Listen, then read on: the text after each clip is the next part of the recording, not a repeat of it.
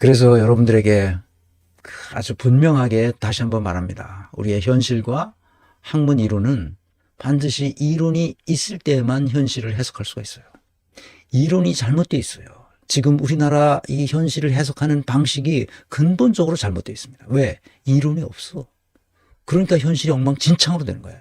특히 법률과 관련된 이론은 굉장히 제도론으로서 굉장히 중요한 건데, 제도를 전공한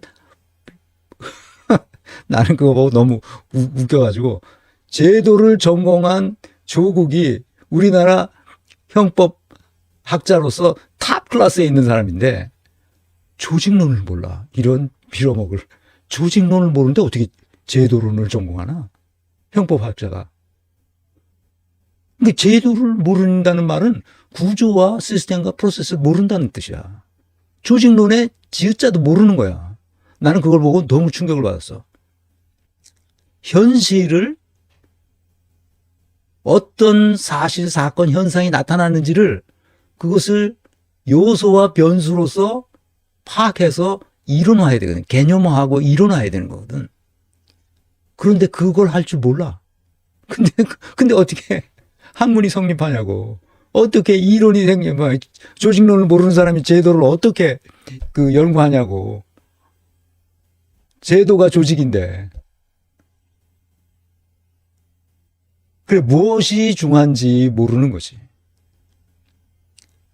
그러니까 우리나라의 인사조직론은 그냥 없다고 보면 돼. 그러니까 아까 맹꽁무니들이다. 제도를 전공한 사람이 구조와 시스템 자체를 이해를 못하고 있어. 이게 우리나라 실정이야. 충격적이지. 그래서 이론이 만들어지면 그거 가지고 뭘 한다고? 현실을 다시 보는 거야. 그래서 다시 이론으로 보완하고, 그래서 다시 현실로 돌아가고 하는 이 선순환 과정을,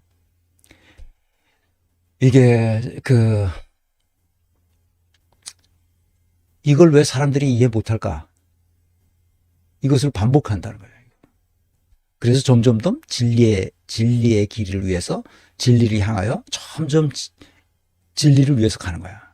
그러면 어느 날 진리에 도달하게 돼. 학문이란 그런 거예요, 원래. 그래서 학문이 어떤 구조와 시스템으로 현실을 바꿀 것인지를 생각하는 거예요. 인간을 잡아 족친다고 해서 현실이 바뀌지 않아. 아무리 형법이 발달해서 범죄자를 형벌로 처벌한다고 해도 그 사회는 구조와 시스템이 바뀌지 않는 한 사회는 바뀌지 않아. 그러니까 구조와 시스템을 바꾸는 것이 바로 제도를 바꾸는 거야. 그게 제도로냐. 제도학파가 그래서 생긴 거라고. 경영학이든 경제학이든.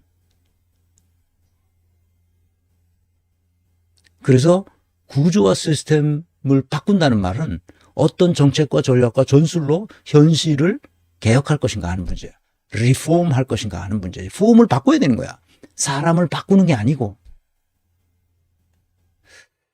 그래서 철학과 실력과 용기가 있을 때에만 이 구조와 시스템을, 다시 말하면 제도를 바꿀 수 있습니다.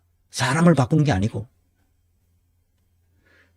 그래서 이해찬 회고록에 나왔던 그 유명한 말, 난 그 이해찬을 생각하면 몸이 좀 안 좋으시다고 그래서 은퇴하신 것 같은데 더 오랫동안 정치를 했으면 좋겠다. 그런 생각이 들었어요. 52년생이니까 뭐 나보다 한 3살 많은데, 우리 형님이 52년생인데 네, 형님 같은 분인데, 그 이해찬의 회고록을 내가 쭉 읽으면서, 야, 이 사람 정말 이렇게 살았을 거 아니야, 이해찬이.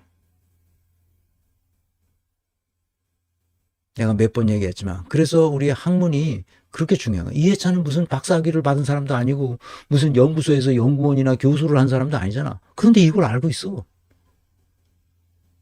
놀랍잖아. 그러니까 우리가 건전한 생각을 가지고 건전한 삶을 살아오면 이렇게 해야만 되겠다는 것을 알게 돼. 자연스러워져. 그러니까 내가 이걸 가르치는 거라고. 이렇게 살아야 된다, 우리가.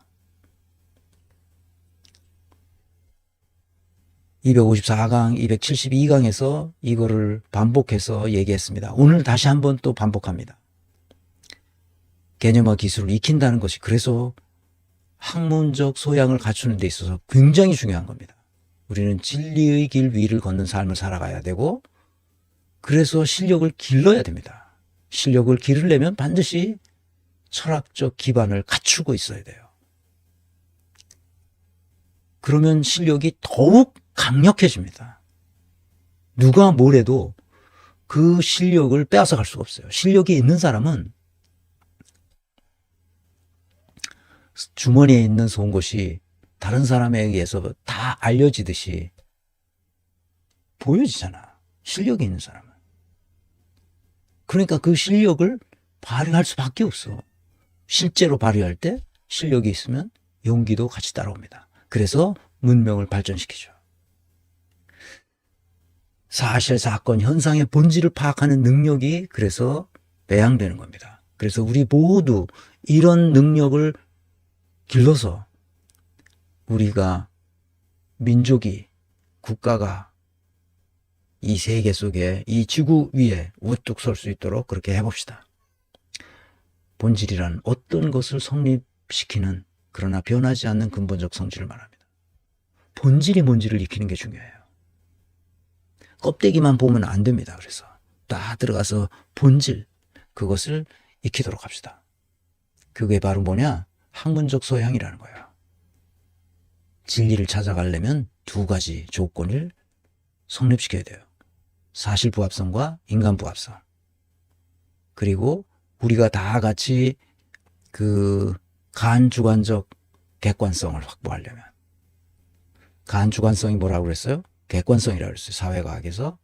그렇게 합의하려면 공정성, 투명성, 개방성이라는 가치 위에서 해야 한다, 이런 얘기를 했습니다.